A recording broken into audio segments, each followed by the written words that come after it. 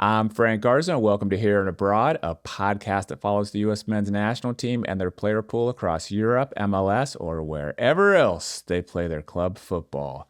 The new MLS season kicks off this Saturday, February 21st, and on today's show, we're previewing the season with a specific focus on U.S. internationals in the league. To help me do that, I've invited Fabian Rankel back to the show. Fabian is the content lead for Kickbase USA, the new home of MLS Fantasy. Fabian, welcome to the show and congrats on the new job. How long are you into the new job? Yeah, honestly, I've been out here for 3 months. Thank you for having me on. It's been a pleasure. Being able to kind of work in something that I'm so passionate about. I've always been an MLS fantasy fan, so definitely this is something that I've kind of worn multiple hats for. Launching a company or helping launch a company in the United States and all that too. So it's been a fun 3 months, that's for sure. Awesome. Well, good to hear. Well, let's talk about these U.S. internationals in MLS. I'm super pumped that the season is kicking off, and I know you're gonna have an eye on all these U.S. internationals. But if you could pick one out, or a few out that you're gonna be keeping a really close eye on this season, who would that be? Yeah, look, I think this is the easy question, to be honest, because everybody knows the man at this point. Diego Luna is the face of RSL and maybe going to be the face of MLS this season. He's possibly only going to have about 6 months in the league because if he has a great World Cup, I don't see him staying past this summer transfer window. Another player that I'm keeping a close eye on is Max Arfsten. Again, maybe one of the better outside backs in the league last year. This year, he's going to probably build on that performance he had last year and all those caps that he had with the USMNT last year. So, no, I'm excited for Max too, because this is the year that he probably leaves MLS as well. So Max and Diego, two USMNT guys, are probably not going to be in this MLS season at the end of the year. So if you do want to watch MLS, I would say kind of take a look at those guys the first 6 months of the season because they need to be ramping up and they need to, be hot going into the World Cup. Yeah, I got to give you some credit because the last time you were on the show, you probably don't remember this because it was about a year ago. It was actually after the 2024 MLS Cup. So who was that? LAFC? No, LA Galaxy. LA Galaxy won. Mm-hmm. You came on. We did kind of like a season wrap-up show. So this is before the 2024-2025 season. And I was asking you, like, hey, man, who are some young MLS players we should be keeping an eye on that, we haven't seen with the USMNT yet, but maybe we will. And one of the people you told me was Max Arfsten. Yeah. And I gotta be honest, I had never heard of the guy before. You know what I mean? That's how it's amazing because he was nominated for U.S. Male Soccer Player of the Year. So like that's right. That's the year he had, but he literally came out of nowhere. Right. But you had kind of picked him out. Like, what were you seeing at the time that all of us weren't? Just the potential for being an outside back. I felt like going forward, he was very, very strong for an outside back, right? He played winger at his time in MLS Next Pro, so I knew he had that offensive ability. And then could that translate into, a great position in a defensive slot for the USMNT?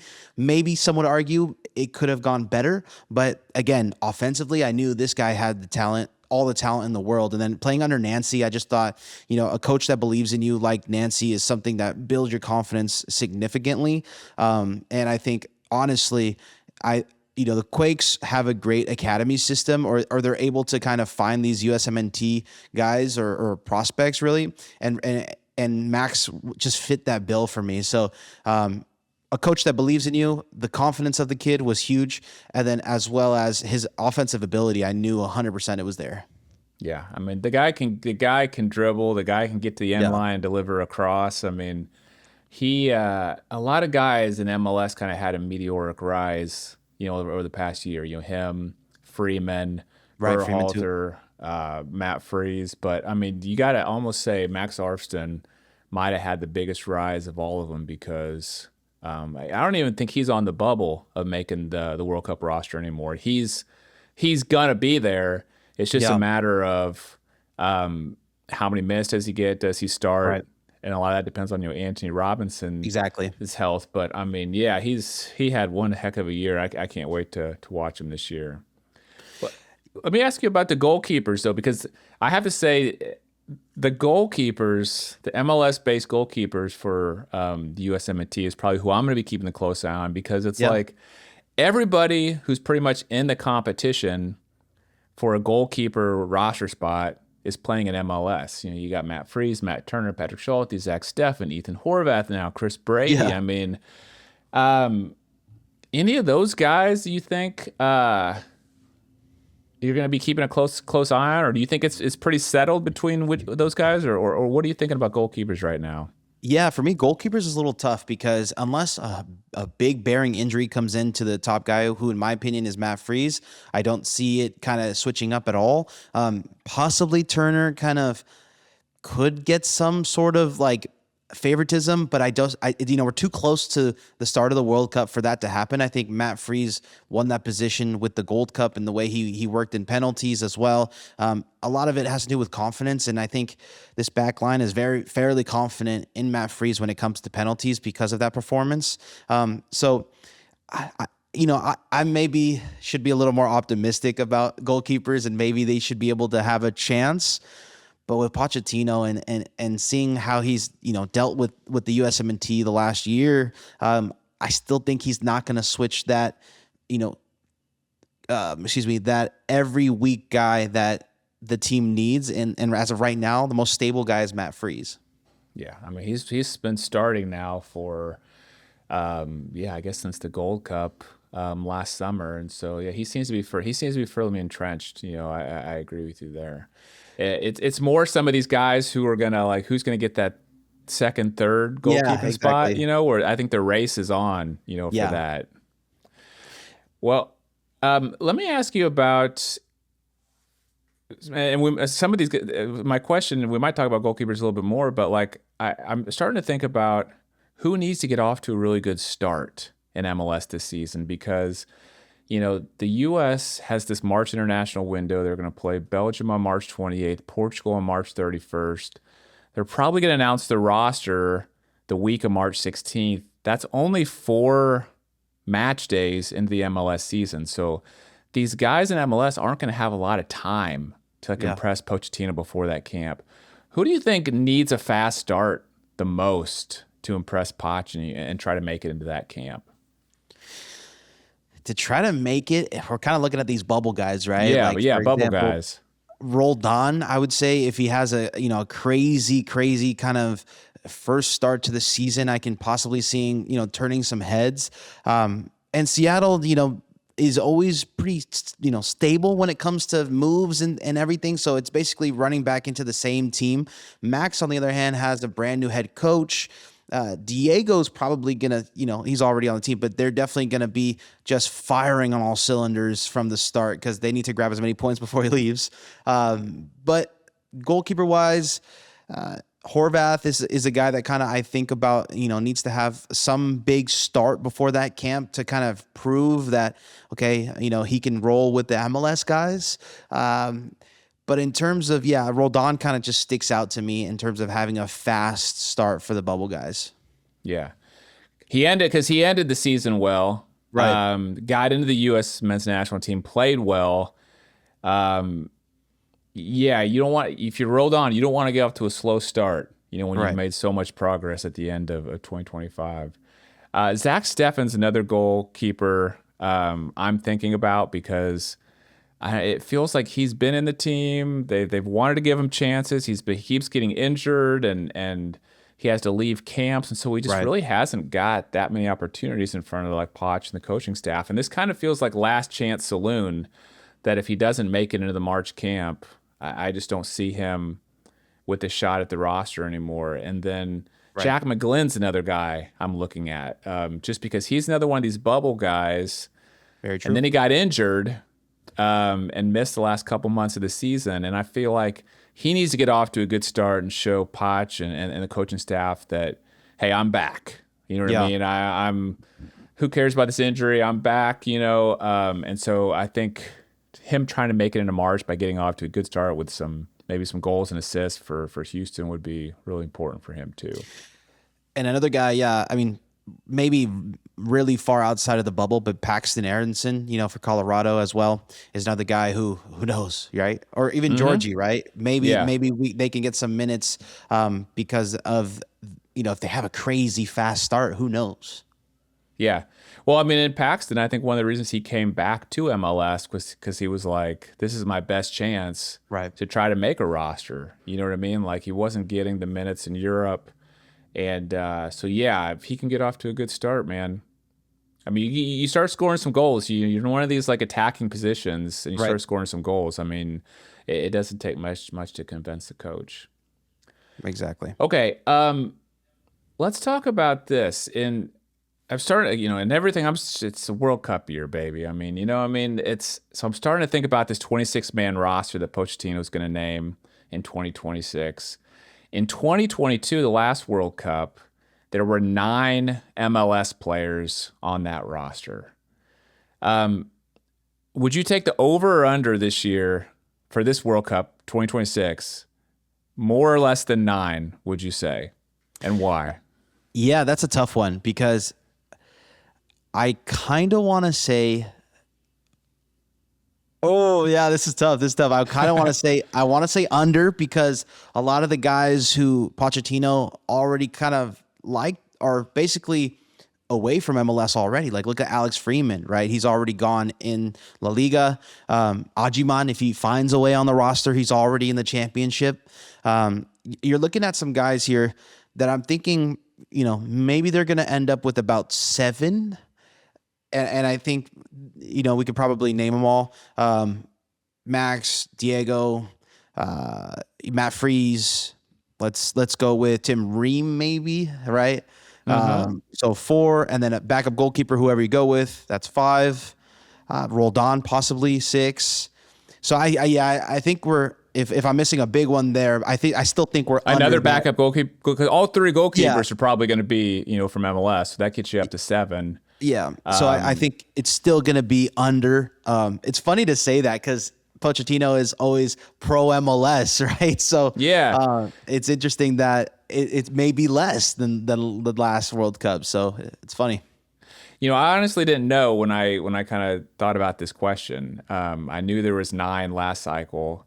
I hadn't counted it up in my head. Yeah. I thought it would be more than 9. I went to my last roster projection, which I did a few weeks ago, and it was exactly 9 is what I was picking. I don't know who else I had. Freeze, Turner, Schulte, Ream, Miles Robinson. Yeah, you left Miles Robinson. Miles Robinson. Yeah. Max Arfsten, Roldan, Berhalter. I think he's the other guy that you don't have on there, and then Luna, Sebastian Berhalter. So 9, and then, yeah. Then Diego Luna. And so I'm like right at 9. I mean, this would be a real interesting bet if this was actually like a bet because I think 9 is the like magic number. I think it's going to be plus or minus 1, from 9. Yeah. I'm going to go over only because I still think I undervalue the MLS guys relative to Poch. Because he just, man, I still think, even though I bought into like what he's doing, and he's shown me over and over again how much he values MLS guys, I'm just saying, okay, maybe subconsciously I still haven't put him up, high enough. Because, I'm leaving out guys like McGlynn, there's Tristan Blackman and Walker Zimmerman, who I think are unlikely. Right. Timothy Tillman had a great camp back in November. So I don't know. It's going to be close. I think it's going to be real close to that 9. We'll have to keep a rule. We'll have to remember this conversation and look back. Right. I mean, it would have been over if Freeman stayed. I think that's kind of the safe bet, right? I think Freeman, he kind of was like the tipping point. You know what I mean? Yeah. Like he's the one who's maybe going to be responsible for it being the under. Right. Him leaving at the last minute. Okay, well, let's talk about some young U.S. internationals. I mean, because you're good at picking these guys out. Maybe not, guys who are going to impact this upcoming World Cup, because we're only, 4 months away right now, 5 months away.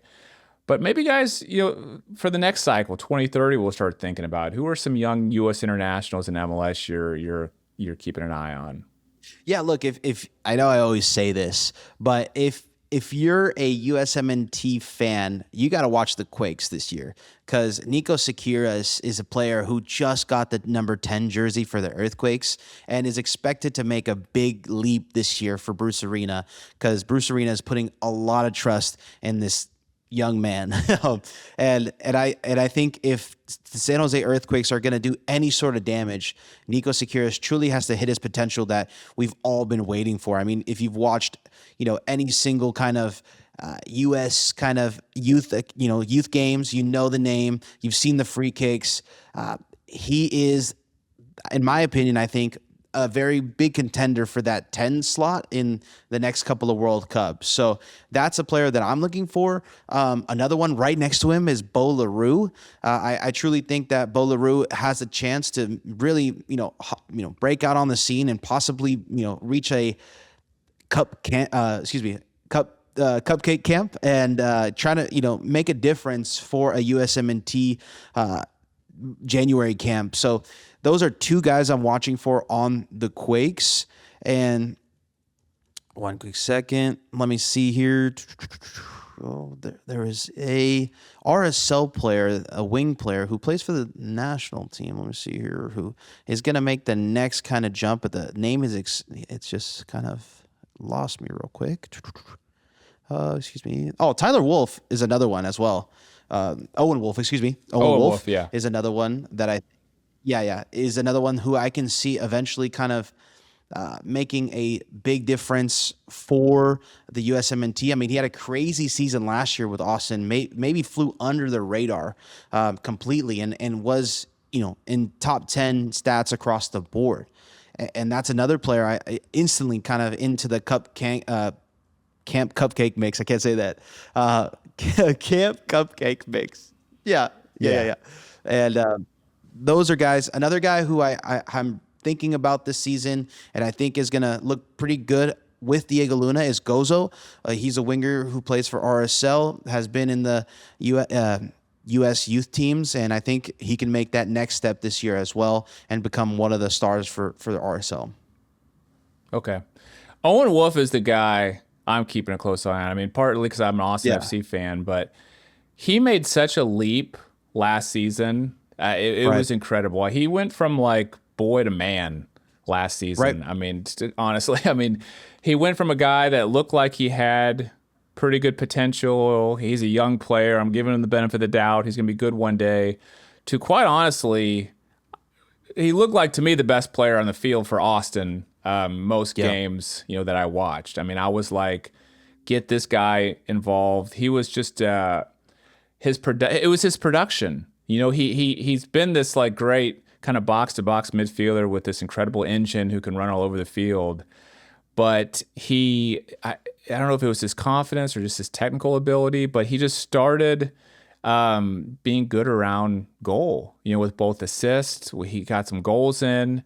And he had an incredible season. So if he can make another leap like that, this season, that's going to be just incredible for him. Yeah, I mean, outstanding player. I mean, nobody saw it coming, right? Not even national media because it kind of flew under the radar as well. So, no, definitely that's a guy who I could see as well. Yeah. What about Kevon Sullivan? I mean, this is just.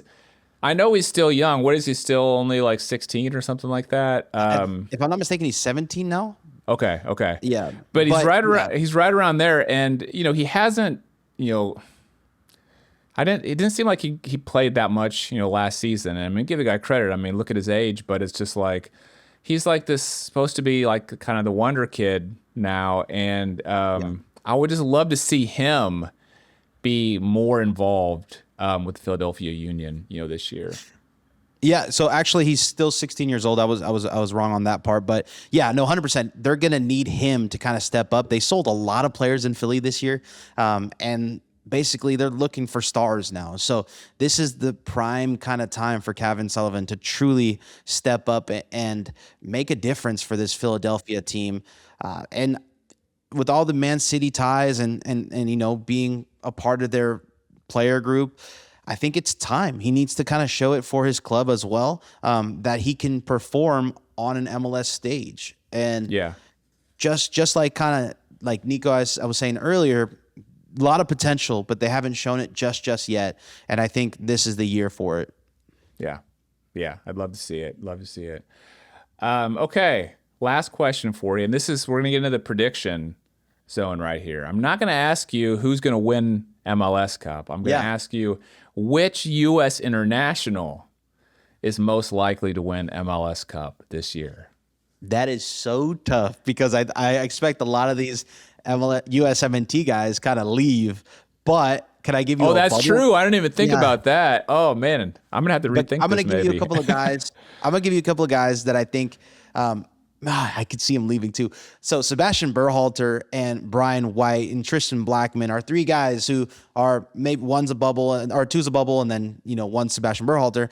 I could see them possibly lifting an MLS Cup this year with Thomas Mueller kind of leading the charge, and I think their window is closing so fast because Berhalter and Blackman maybe want to leave next season too. So I think they are a dark horse. I know I hate to say that because they're also a favorite at the same time, and I think those three guys are the stars of that team with Mueller and Gauld. And I would say if I had to put my money, if I'm a USMNT fan and I want to bet on some USMNT guys winning the MLS Cup, Vancouver would be one for me. Yeah. Well, that's exactly who I had picked out. It's a good point, though, because like Berhalter could leave. He's probably the most likely three to leave in the summer. And then like that really hurts their chances. But maybe they bring in, a new summer transfer themselves. But yeah, I just think, they're a good team. They seem to have a strong chemistry. They have a good coach. When I was watching MLS Cup last season, I thought they had it. You know what I mean? Like I was like, they did it. You know what I mean? I was like, they got back in the game. I was like, they're going to win it. And then all of a sudden, boom, in like 10, 20 minutes, it was over and they had lost. Yeah. And so they were on the precipice of winning it last year. And a lot of times it takes, in all of sports, a lot of times it takes like kind of a heartache, close loss like that can actually like bring a team closer together and give them motivation for the next season. And that's who I picked out this year. I also thought about Timothy Tillman and Aaron Long. I was just going to say that. LAFC. That they might not have as big of roles, but they might have a big chance of winning the MLS Cup too. In fact, I probably would have picked them if it wasn't for the coaching change. That's the big uncertainty for me. Is who knows what they're gonna do without Steve Cherundolo there. You never know how new coaches work out, but that's my top picks. I also thought maybe. FC Cincinnati always seems to be in the mix, so Miles Robinson. But there's a lot of guys that could hoist a trophy this year. It's an interesting question because Roldan too, right? Roldan I thought about him too. Always in the mix, yeah, it's going to be interesting. But Tillman was the one where I was like, he might sneak away with an MLS Cup and win this whole question here. Yeah. Well, it's going to be fun to watch a lot of these players. Can't wait. Super excited that the season is getting kicked off. Before we go, tell me a little bit about Kickbase USA and what you guys have going on over there. Yeah, I mean, if you like fantasy sports at all, we are the new home of MLS Fantasy. So if you want to line up these USMNT MLS guys, you can definitely do it in kind of our challenges in our leagues. So it's an exciting project where we're trying to grow fantasy as big as possible because this could be a huge vehicle to kind of get more fans into MLS and into the players. So if you're a USMNT fan and you know what's coming, which is the World Cup, make sure you play these players in your lineup before they leave MLS, all right? So definitely the first 6 months, line up Sebastian Berhalter, Max, and Diego Luna. That's what I would recommend. Okay, that's awesome. Yeah. I've never played fantasy, soccer or football before. I've played fantasy American football many times, and I would imagine it's a very similar type thing, right? Yeah. Nowadays, because with Kickbase, we have 100 live actions. So it's very similar to fantasy American football now, and where you can kind of see it jump 0.3 points, or in American football you would see that, and now you would see it jump up like 10 points, and it's a lot of fun. And I think with Kickbase, that's kind of like the biggest difference than the old fantasy product that MLS had. Okay, well, cool. Well, I'll definitely put a link to it in the show notes. So for your Yeah. socials, where are you sending people these days that want to follow you and your work? Yeah. Yeah, you can follow me at Fabian Rankle on all major platforms. And then if you want to help out, grow MLS fantasy, Kickbase USA is where you can find me as well. Awesome. Well, Fabian, thank you so much for coming back on the show today. I always enjoy having you on. Yeah. No, it's a pleasure of mine, and let's hope some of my predictions go just as well as the prior years. So Oh I'm man. excited to see how all these young USMNT guys work. Well, if you give us another Max Arfston, this year with your prediction, that'll be amazing. I have to bring you on more. All right. Well, thanks, Fabian, and thanks to everyone for listening to Here and Abroad. If you enjoyed the episode, please do me a huge favor and hit that subscribe button if you're watching on YouTube, or that follow button if you're listening on Apple Podcasts, Spotify, or somewhere else. Thank you so much. I'm Frank Garza. You can follow me on X at FrankGarza007, and I'll be back next week with a new episode.